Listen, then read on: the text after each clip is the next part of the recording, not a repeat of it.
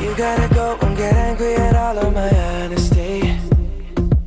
You know I try, but I don't do too well with apologies. I hope I don't run out of time, cause someone call a referee. Y bien, aquí en nuestro espacio, desde distintos lugares, hoy nos toca este espacio íntimo y la idea del programa, pensé en un título, Las salidas para Argentina, ¿sí?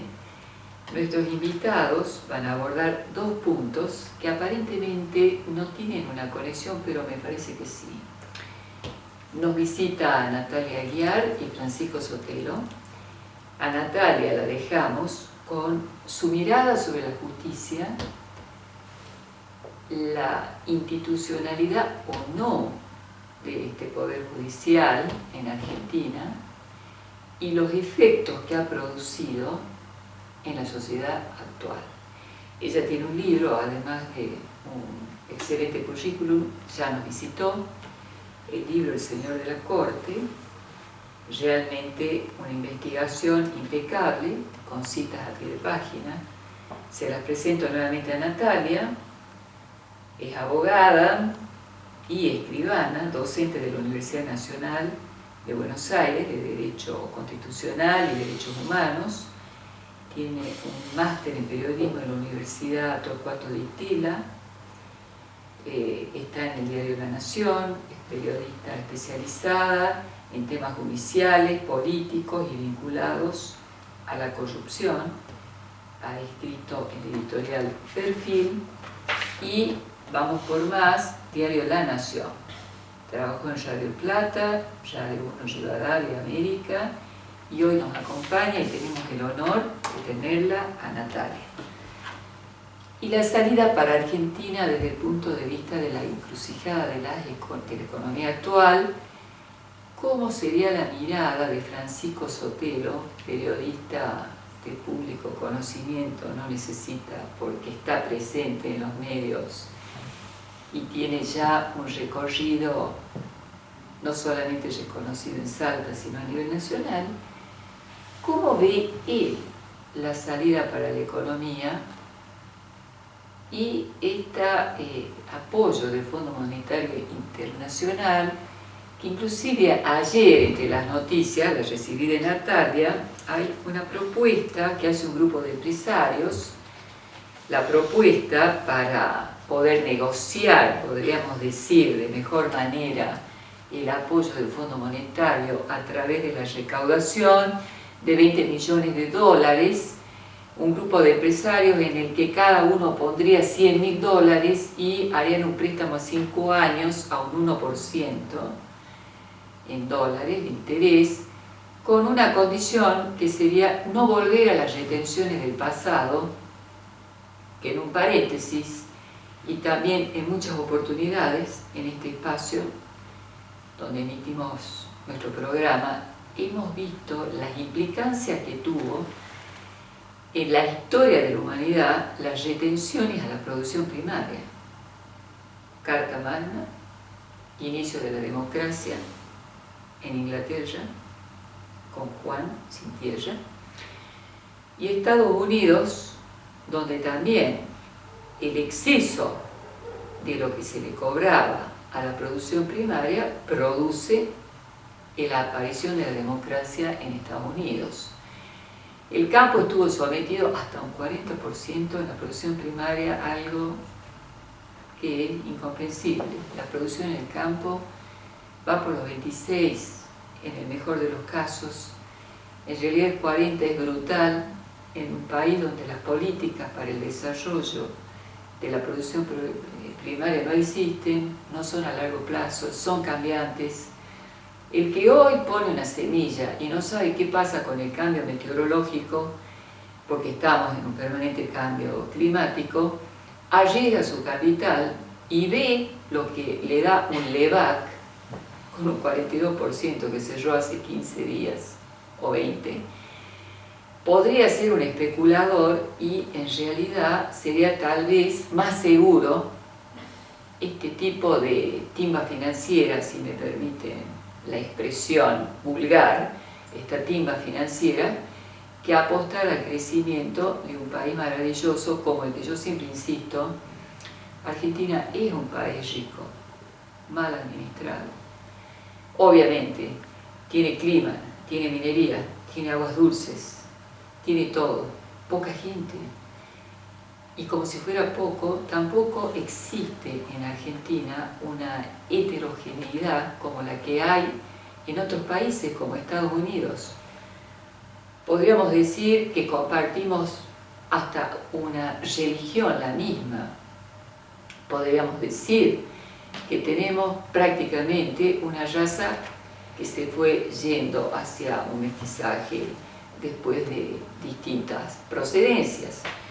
En realidad, los grandes conflictos en ese sentido no existen, salvo los que se han inventado recientemente, como el de los aborígenes que no existen en los valles Calchaquí, con una clara intención de delinquir en los últimos años de la gestión del gobierno anterior. Pero podríamos pensar que estamos ante una situación que no es tan complicada para salir adelante y sin embargo agonizamos y estamos en una situación complicada. Seguramente que nuestros invitados, que nuevamente yo insisto son de lujo, van a poder abrir un panorama mucho más amplio. Nos vamos a un pequeño corte y ya volvemos con nuestros invitados.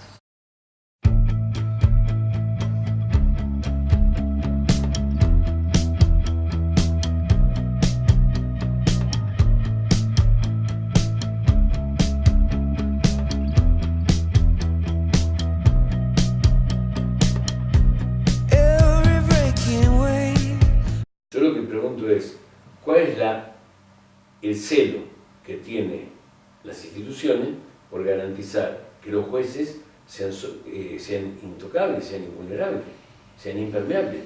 ¿Por qué? ¿Cómo los nombran? Bueno, pues se supone que a través del Consejo de la Magistratura, digamos, yo creo que hay una crisis de instituciones desde los partidos políticos hasta los jueces, ¿no? Me focalizo en los jueces porque es lo que me preguntó Estela. Pero, a ver, hay una crisis grande. Ahora, las herramientas están. Tenemos el Consejo de la Magistratura para que elija a los jueces, la Auditoría General de la Nación para que controle los fondos públicos. Tenemos el Defensor del Pueblo, que todavía no lo nombran a nivel nacional. Tenemos una serie de instituciones que se incorporan con la reforma del 94 de la Constitución, pero bueno, ayer leía o hoy, no me acuerdo, una noticia que va a haber una reforma laboral ahora, donde van a sacar las indemnizaciones y las horas extras a todos los trabajadores. Va a haber una gran reforma que vulnera todos los tratados internacionales que firmó Argentina.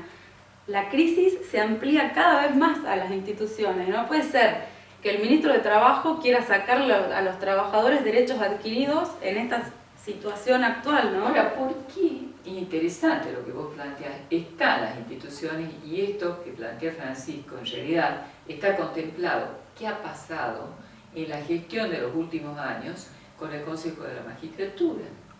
Bueno, se maneja a dedo, lo maneja el poder político. Y hoy lo está manejando Macri.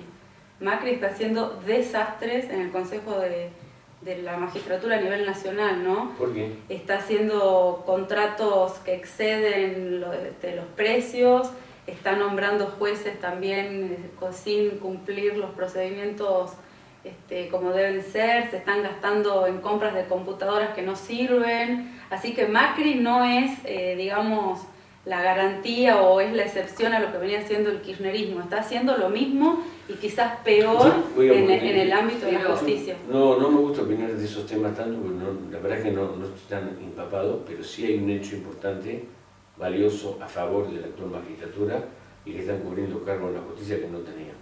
Porque la cantidad de cargos vacantes que había en la justicia federal los están cubriendo. No, por supuesto, eso sí. Y la verdad es que yo no puedo decir nada de los nombramientos que hicieron acá, ¿no? Acá en Salta la justicia federal no ha tenido un solo escándalo grave, que es el de juez Reynoso, sí. Que yo tengo una visión particular, lo conocí mucho a él en funciones, yo creo que... Entramos en un tema. No, yo no voy a opinar sobre la decisión, porque la verdad es que lo que se jugó, yo de eso no opino nada, pero sí sé, porque él mismo me lo dijo en ese momento, él se sentía muy vulnerable y muy aislado ahí en Orán. Y eso no justifica nada, pero hay una realidad. Si el país hace 40 años definió el narcotráfico como uno de los grandes problemas, y uno tiene una zona absolutamente caliente de narcotráfico, y tiene un juez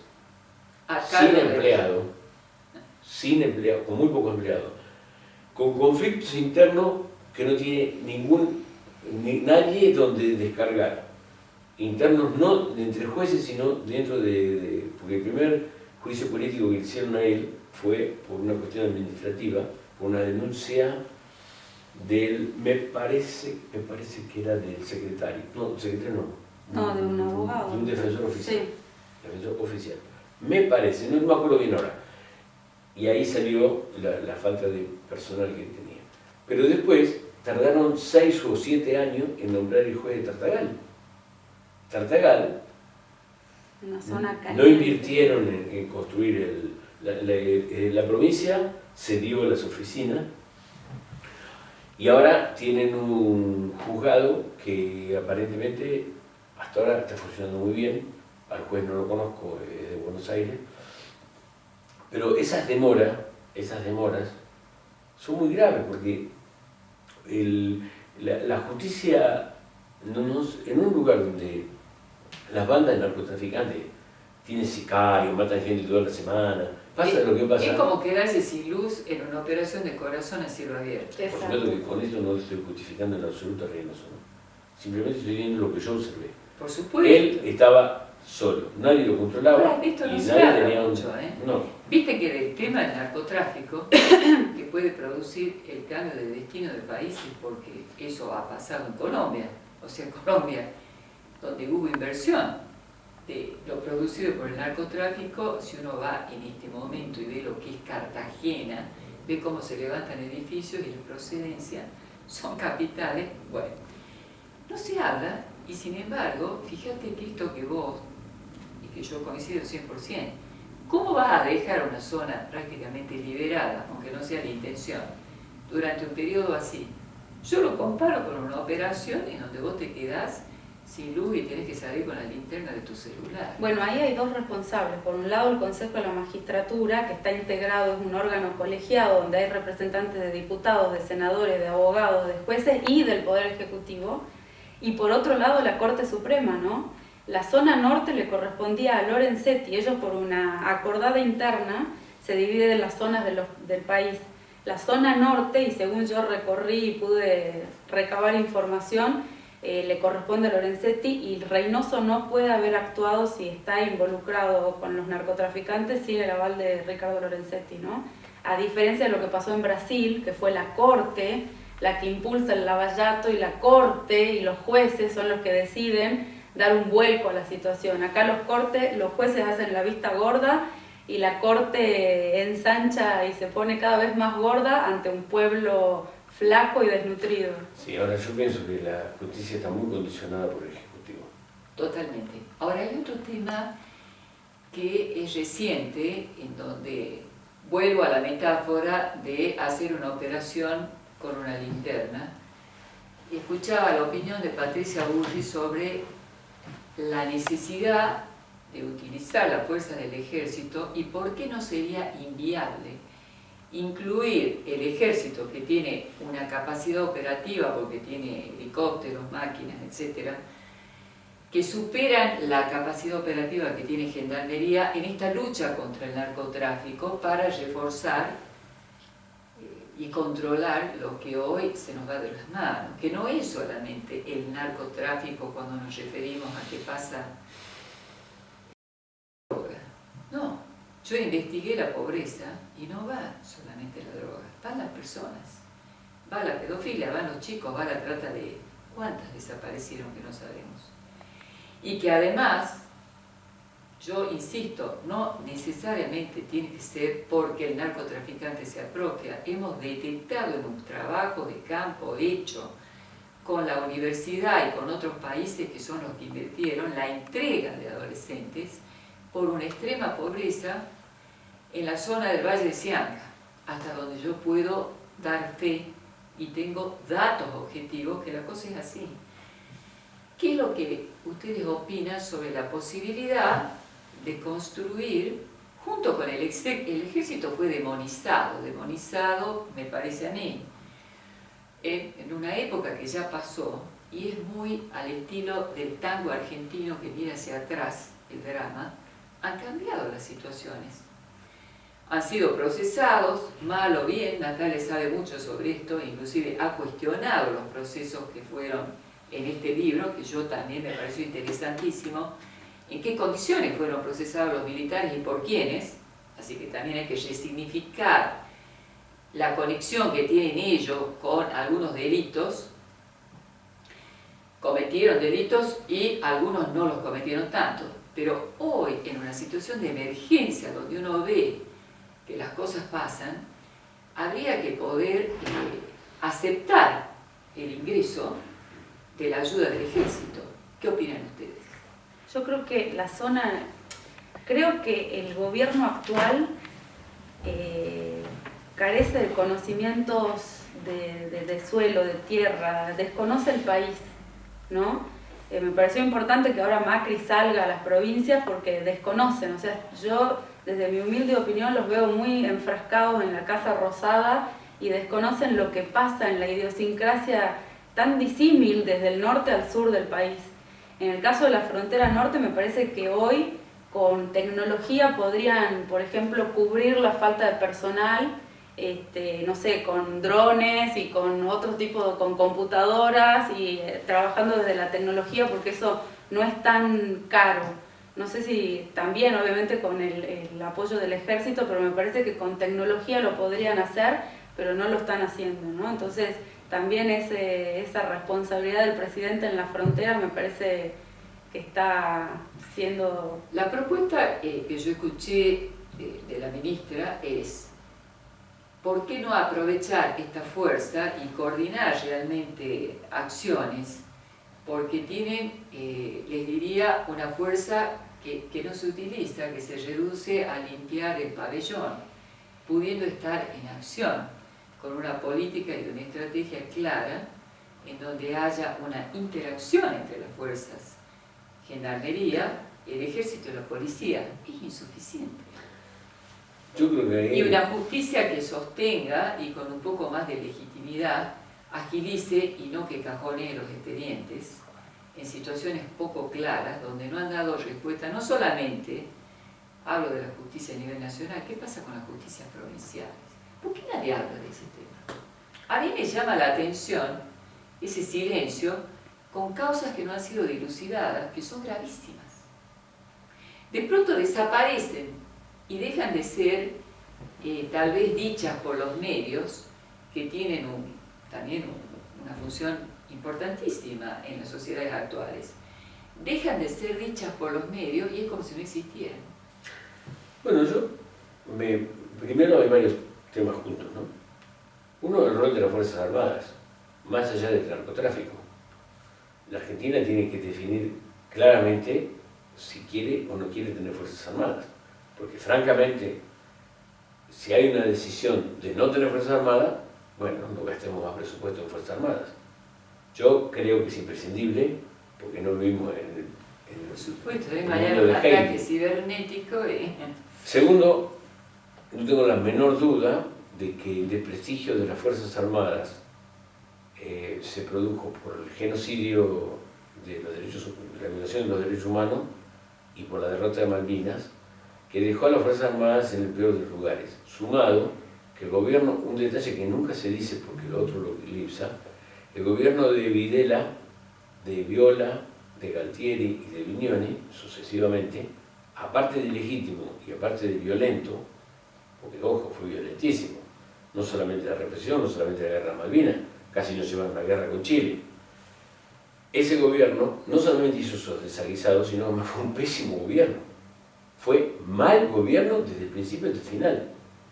Fue malo en la ejecución de la economía, fue malo en las relaciones exteriores, fue malo en todo. Fue un desastre, fue bochornoso. Ese gobierno fue un desastre. Las Fuerzas Armadas quedaron muy desprestigiadas. Por supuesto que de los militares en actividad no hay uno solo que fuera cadete en esa época, muy cadete. Y la gente debería indagar quiénes son los militares actuales, porque hablando con ellos, realmente uno descubre una visión que nada tiene que ver con esa mentalidad obtusa que los caracterizó en los 70. Tampoco estoy diciendo que ellos ninguno de ellos pretende ser presidente, eso es muy bueno. Es un dato.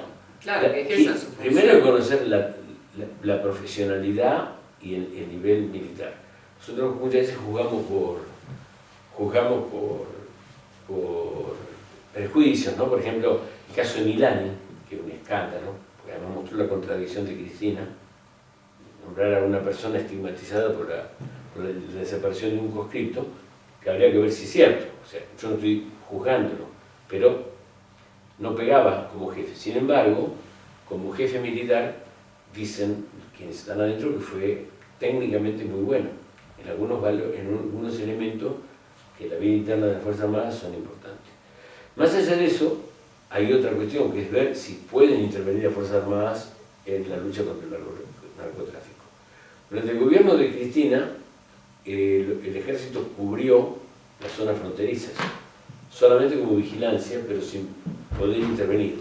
Entonces ellos eran testigos, silenciosos, sin intervenir, pero testigos, de cómo pasaba la droga, tráfico de blanca, tráfico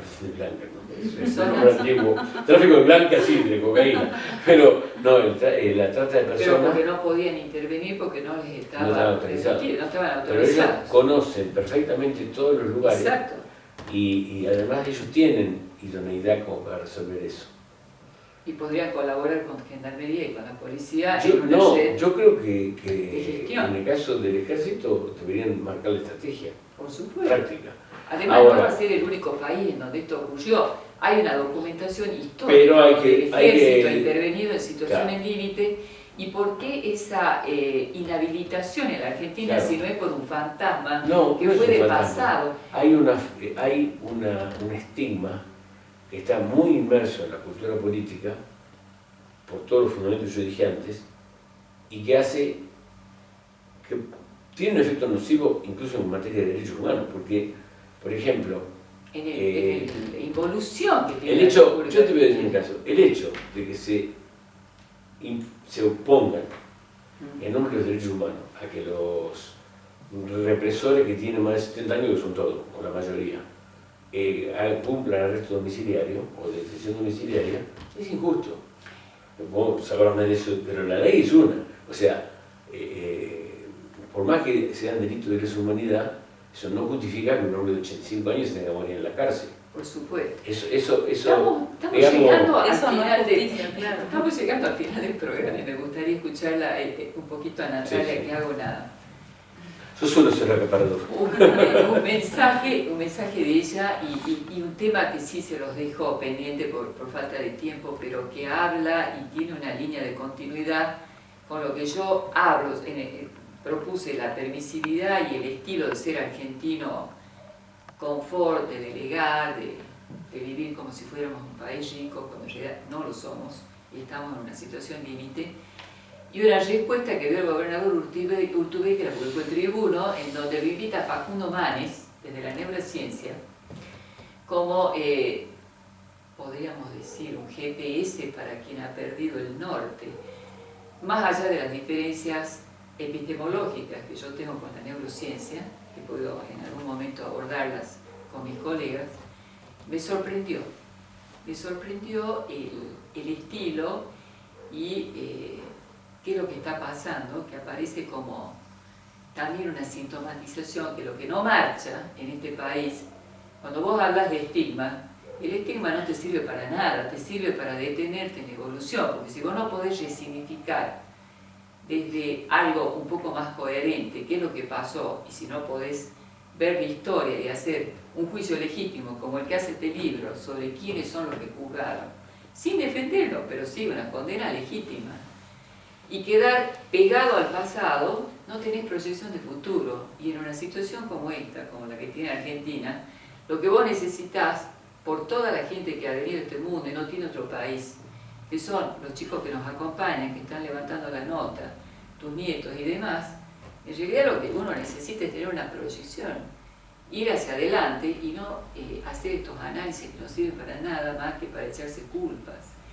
Entonces la propuesta de Urtubey es de armar algo así como un orientador desde la neurociencia, habla de que indudablemente también el ciudadano y que los que están a cargo de este país maravilloso tendrían que conectarse con algo de salud mental, que es lo que en algunas circunstancias uno ve que es lo que falta, ¿no? Le escucho a Natalia con No, totalmente de acuerdo. Lo que pasa es que, bueno, ese es un tema, digamos, que trasciende lo político y tiene que ver también con la supuesta intervención de Lorenzetti, lamentablemente está en todos lados, entre este nexo en Manes y Urtubey, ¿no? Hay fuentes que sostienen que a través de la empresa Sancor Seguros, Lorenzetti está interviniendo en toda la estructura de INECO, de la nueva investigación, el nuevo equipo de investigación de neurociencias que está lanzando Manes. Compraron un edificio en Buenos Aires que costó millones y bueno, ahí estaría interviniendo Lorenzetti y esto lo coloca también como un operador en las sombras, quizás para avalar a Urtubey a nivel nacional. Eso es lo que estoy trabajando, investigando y hay documentación y pruebas y gente que lo sostiene, ¿no? Pero por otro lado me parece que hay un doble discurso de los funcionarios, de los jueces, de los políticos, para la gente, para los medios, y se nos oculta mucha información y creo que la única salida es apostar a los jóvenes, apostar a la educación, apostar al cambio y también a los periodistas. Yo apuesto a que el periodismo ejerza más control y haya más periodistas que se animen a hacer investigaciones, a armar fundaciones que trabajen con esos temas, porque el periodista es un gran controlador de lo que no asume, facultades que no asumen los funcionarios que tendrían que asumirlas, ¿no? Y los jueces. Entonces apuesto a eso como digamos la salida que tiene Argentina ahora, y también apelo a que hay jueces que trabajan muy bien y que sí nos dan garantías a los argentinos, así que en base a eso me parece que Argentina tiene futuro, pero bueno, hay mucho trabajo por delante. Bueno, Natalia, nosotros desde acá te apoyamos y adelante porque sos la representante en Salta y una gran luchadora y muchas gracias por venir. Gracias a vos. Y queda pendiente lo que viene después en relación a la neurociencia y cómo cambiamos este país desde ese lugar, que ya será una conversación de colegas. Y a ustedes por acompañarnos. Hasta la semana que viene. You gotta go and get angry at all of my honesty. You know I try, but I don't do too well with apologies. I hope I don't run out of time, 'cause someone call a referee.